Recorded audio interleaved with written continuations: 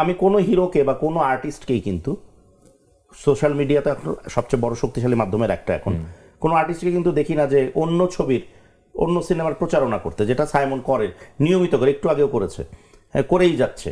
তো এটা তো অনুকরণীয় বটেই, কিন্তু এটা কেউ করে না কেন, আর তুমি করো কেন? আমি যখন স্টার্ট করি 2014 সালে সম্ভবত স্টার্ট করবার পর আমার যারা ডিরেক্টর আছেন অনেকেই এবং প্রডিউসার ফোন দিয়ে বললো, কী ব্যাপার হিরো, এটা কী করছো বা কী করছে না, কী করছিস? কী করলাম যে আরেক হিরোর ছবির প্রচারণা, তোর দরকারটা কি, তোমার দরকারটা কি? বললাম কেন, কি সমস্যা? না না, এটা করা যাবে না, দরকার নেই, তোমার ছবিরই তো অভাব নেই, তুমি তোমারটা নিয়ে থাকো, আরেকজনের ছবির প্রমোশন করার দরকার নেই। তা আমার ইন্টেনশনটা কি ছিল যে আমি তো আসবার পর থেকেই শুনতেছি যে সিনেমা চলছে না, কিন্তু ভালো সিনেমা যখনই আসে তখনই চলে। আমি তো ইন্ডাস্ট্রির ছেলে, সো এখানে যখন একটা সিনেমা ভালো যাবে, নিশ্চয়ই একটা সিনেমার ভালোর কথা শুনে অনেক ফিনান্সার আসবেন এখানে, ফিনান্স মানে প্রডিউস করবেন।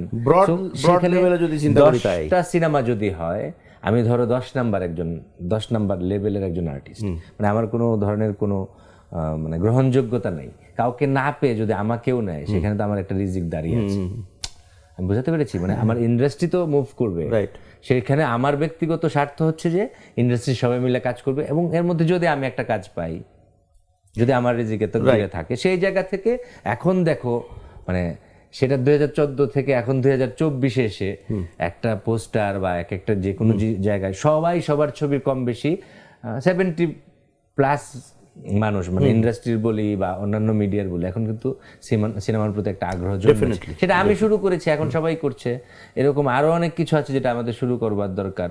যেমন এখন আমি শুরুতে একটা কথা বলছিলাম, ওটার সঙ্গে দেশপ্রেমটা অনেক বেশি ইম্পর্টেন্ট।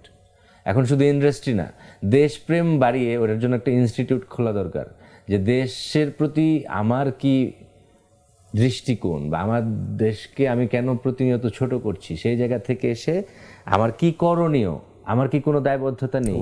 আমি যে ধরো স্বাধীনতা দিবস গেল 26শে মার্চ বা বিজয় দিবস গেল, আমি সেই দিনেও দেশকে নিয়ে হাহারিয়ে দিচ্ছি। একজন মানুষ মারা যাচ্ছে, আমার হয়তো পছন্দের না, সেখানে আমি লিখছি ভয়ঙ্কর, আলহামদুলিল্লাহ মরেছে, ভালো হয়েছে।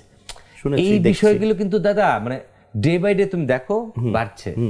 এটা নিয়ে কথা বলা উচিত, আমার তোমার সবারই উচিত, সবার। নাহলে যে ভয়ঙ্কর সময়ের মধ্যে আমরা আছি, 5 বছর পর এটা কোন জায়গায় দাঁড়াবে এটা মুশকিল।